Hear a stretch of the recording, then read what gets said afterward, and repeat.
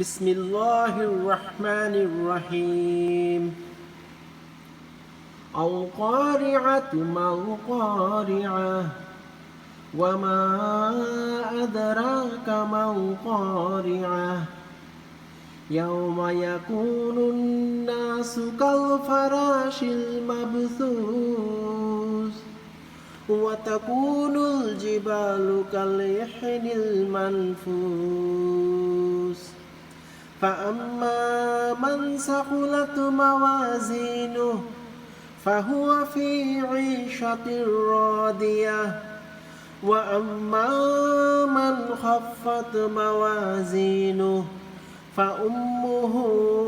هاوية وما أدراك ما هي نار